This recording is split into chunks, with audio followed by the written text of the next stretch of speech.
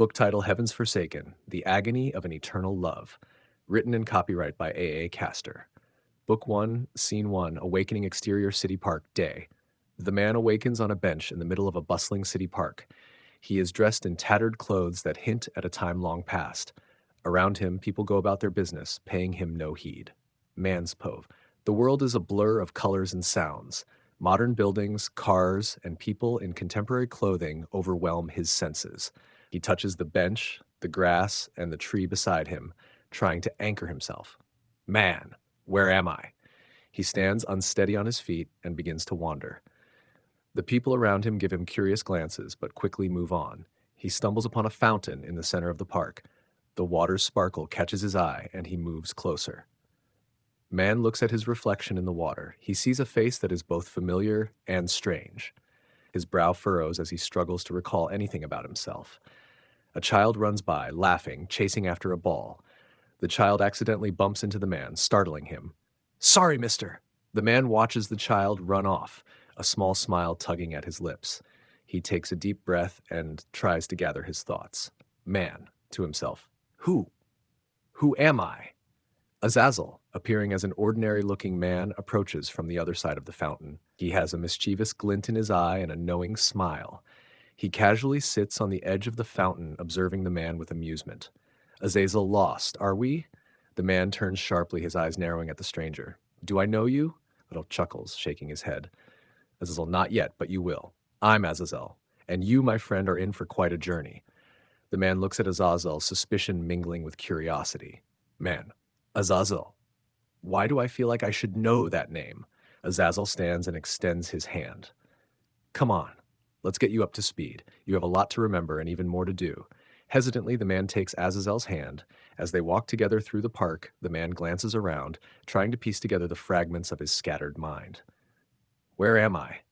Oh, welcome to the modern world. It's going to be quite an adventure. Cut to Exterior Cities, Day. Azazel leads the man through the bustling streets that have pointing out various things and explaining the basics of the modern world. The man listens intently, absorbing every word. Azazel, there's a lot you need to know, but don't worry. We've got time. Just take it one step at a time. The man nods, his mind racing with questions. They pass by a newsstand, and the man stops to look at the headlines. He sees images and words that are both alien and fascinating to him. Man, this world, it's so different. How long have I been away? Azazel, a long time. Centuries, in fact. But don't let that overwhelm you. We'll take it slow. As they continue walking, the man begins to notice the small details, the hum of electricity, the buzz of conversations, the advertisements flashing on screens. Everything is new and yet strangely familiar. Azazel, you're starting to remember bits and pieces, aren't you? Man, yes. But it's all fragmented, like pieces of a puzzle that don't quite fit together. That's to be expected. Your memories will come back in time. For now, focus on adapting to this world. They stop in front of a small cafe. Azazel gestures for the man to sit at an outdoor table. A waiter approaches, and Azazel orders coffee for both of them. Man, coffee. I think I remember this. Azazel, good. Small steps. You'll find that some things haven't changed as much as you think. The coffee arrives, and the man takes a tentative sip. The taste triggers a flash of memory, a different time, a different place, sharing coffee with someone he loved. Man, Beatrice. Azazel raises an eyebrow, intrigued. Ah, so you do remember something, Beatrice. She's a significant part of your past, isn't she? Yes, but it's also hazy. Who is she? Why do I feel such pain? Beatrice is the reason you're here, the reason you sought oblivion. She's at the heart of your suffering and perhaps your redemption. The man looks into his coffee cup, the swirling liquid reflecting the turmoil in his mind. He takes another sip, trying to steady himself. Man, I need to know more. I need to understand. Azazel. Azazel. And you will.